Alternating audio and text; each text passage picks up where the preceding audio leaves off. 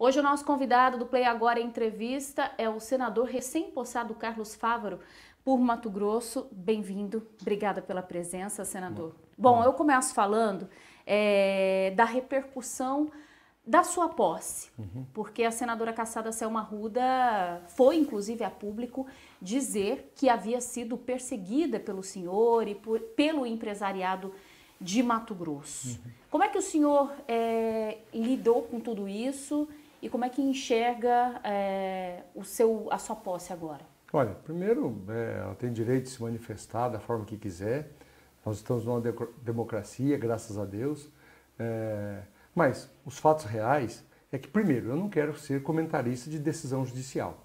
Segundo, ela teve amplo direito de defesa, foi julgada por aproximadamente 30 magistrados, 30 nas mais diversas instâncias e com colegiados diferentes. A ação que tem origem no Ministério Público Federal e teve os pareceres de todas as instâncias do Ministério Público Federal, inclusive da Procuradora-Geral, favorável à cassação. A maior corte eleitoral do Brasil consumou essa cassação. Eu não quero ficar debatendo e ela, que se tiver alguma divergência quanto a isso, que procure as instâncias que ela deve procurar. Eu quero olhar para frente, quero trabalhar pelo Brasil, pelos brasileiros e principalmente pelos mato-grossenses que me honraram com 434.972 votos. E também aqueles que não entenderam as minhas propostas, meus compromissos em 2018, possam me ver trabalhando, dando resultado e eu conquistá-lo também numa futura eleição suplementar que deve ter no estado de Mato Grosso. O senhor assume essa vaga num momento muito estratégico, não só para Mato Grosso, mas para todo o país. A gente está vivendo uma pandemia e logo nos primeiros dias, aliás, no primeiro dia, no dia da posse, já houve votação importante, que foi em relação ao recurso de guerra para os governos, para lidar com toda essa situação de pandemia. Logo depois disso, ainda teve ampliação do auxílio emergencial, crédito a micro e pequenas empresas. O senhor já participou dessas votações? Sim, olha, por uma questão de vida, eu não acredito em coincidência, eu acredito muito em providência divina. Providência. Eu acho que chegar ao Senado Federal num momento de crise tão grande, uma pandemia no mundo todo, não é por acaso. É uma missão e eu vou honrar essa missão de Deus com os brasileiros e os mato-grossenses que me deram essa oportunidade e eu estou cumprindo isso. Veja como você mesmo disse, no primeiro dia quando eu tomei posse, já a votação em segunda votação no Senado do projeto do orçamento de guerra, que flexibiliza para que o governo federal possa dar as respostas que a população necessita. Então, e veja bem, aqui quero parabenizar, olha o momento especial, primeiro parlamento do mundo a estabelecer sessões remotas, porque se não fizesse isso, o presidente Davi, toda a equipe, os servidores do Senado Federal e todos os 81 senadores toparam esse desafio de implementar esse modelo, o governo federal ficaria engessado e não poderia mexer com o orçamento. Então, está lá, criou a tecnologia segura, eficiente, dando a resposta rápida, aí vem o orçamento de guerra. Depois, na sequência já, o projeto de lei 873, que amplia os brasileiros que estão na iminência de passar necessidades, né?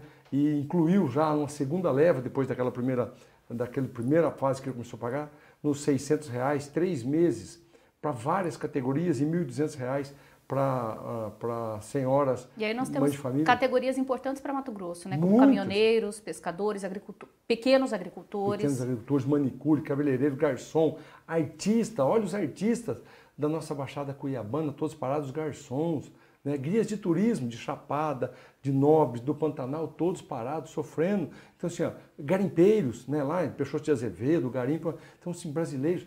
Esse número, Marina, estima-se que 91 milhões de brasileiros serão atendidos com esse programa. E o governo tem que fazer isso. A presença do Estado é fundamental para auxiliar seu cidadão neste momento. Então, foi uma matéria que me deixou muito satisfeito em debater e por unanimidade aprovamos. Já passado mais 2 dias, hoje pela manhã, ainda, né, sexta-feira, 24 de abril, outro projeto de lei importantíssimo, 1282, que trata do auxílio e do financiamento para a micro e pequena empresa. É muito importante isso. A micro e pequena empresa é a grande locomotiva da economia dentro das cidades, né, dentro das São maioria, né? São imensa maioria. E nesse momento de pandemia precisa da mão amiga do Estado, da presença. Então, veja as medidas que aprovamos hoje. Primeiro, um fundo de aval, porque não acabou o dinheiro do mundo no momento da crise, não acabou o dinheiro dos bancos. O que acaba, o que rescinge é o crédito. É o acesso ao crédito por essas pessoas. O medo do investidor, do banco, do órgão financiador, se a empresa está com dificuldade, ele restringe o crédito. E é aí que afunda mais rápido ainda a empresa. Então, é a hora do Estado se fazer presente. Aprovamos o fundo de aval, então o poder público vai garantir a operação, juros de no máximo 5% ao ano, vai ter a variação, mas acredito que não passe de 5% ao ano, 36 meses, portanto 3 anos para pagar, e mais, olha que medida importante, a restrição de crédito, porque imagina bem, a empresa quando vai procurar, passando uma situação difícil dessa que ninguém esperava, pode ser que aconteça dela ir para o Serasa, não ter uma certidão negativa de impostos, de tributos, então ela fica negativada. Quem entrar em negativada, se tornar negativada depois de fevereiro de 2020 para cá, que é depois da crise, não vai ser restritivo o seu crédito. Então, é muito facilitado para que acesse esse crédito, né, e mantenha os empregos, que é fundamental, essa é a contrapartida obrigatória, e mantenha a atividade firme, mantendo os empregos funcionando, para que nós possamos superar esse momento de crise. Então veja, já 3 medidas de muita relevância sendo aplicadas para a população brasileira em uma semana. Agora, como que está a articulação do senhor e da bancada federal como um todo em relação à reposição das perdas para os estados? Mato Grosso depende muito disso, teve uma queda muito considerável já na arrecadação no mês de abril, prevê 40% de queda já de ICMS em maio. Qual vai ser o modelo? Qual modelo o senhor defende dessa recomposição? Essa é outra matéria muito relevante, que é o projeto de lei 149, né, que está pensado no Senado em um projeto de lei do senador Antônio Anastasia, que é um técnico muito competente, um político muito honrado, e eu tenho o prazer de fazer parte da bancada junto com ele do PSD. Esse projeto de lei veio da Câmara aprovado, né, e nós estamos fazendo alguns substitutivos nele. E os principais pontos, as principais polêmicas nisso primeiro, a quantidade, né, o valor do apoio aos estados, né? Quanto será isso, quanto será a necessidade e de que forma seria. Então, a Câmara previa alguma coisa em torno de 70 a 80 bilhões de reais, o governo federal sinaliza com 40, né? Então vamos chegar a um bom termos ali, então todos os senadores trabalhando, talvez 50, 60, o meio termo ali já vai ser satisfatório. O segundo é por quanto tempo esse auxílio aos estados. Alguns defendem 3 meses, o governo 3 meses, alguns parlamentares na Câmara 6 meses, o Senado está discutindo talvez 4 meses, 5, 6 meses, daí que será esse auxílio. Mas o que é mais relevante, e eu não estou me dedicando muito a isso, porque tem muita gente competente já fazendo isso. Eu quero me dedicar, e estou fazendo isso, já fiz com o senador Anastasia, um encaminhamento da fórmula de divisão isso. Exato. Os critérios para se dividir. Para se dividir esse bolo. Justamente. Né? Porque Mato Grosso, o Estado já sinalizou que se for pelo fundo de participação, por exemplo, já não é interessante para o Estado. Mas né? Porque é uma fatia muito ínfima até desse valor. Mas tem uma proposta ainda pior, que é pelo índice populacional. Que aí Mato Grosso também sai prejudicado. Nós temos 3 milhões e poucos. 3 milhões e 300 mil mato-grossenses, é isso, né? Em torno disso. Comparado com o São Paulo ou com os estados do Nordeste, é muito pouca gente. Mas aqui, um estado continental, distâncias gigantes, infraestruturas a serem superadas para fazer o bom serviço público acontecer. Então, esse seria o pior dos mundos ainda, mas tem alguns estados defendendo. E, além de tudo, para evitar toda essa polêmica, um puxa o cobertor para cá, outro puxa para lá, eu fiz um encaminhamento e foi muito bem acolhido pelo relator senador Antônio Anastasia, que não evitar essa discussão.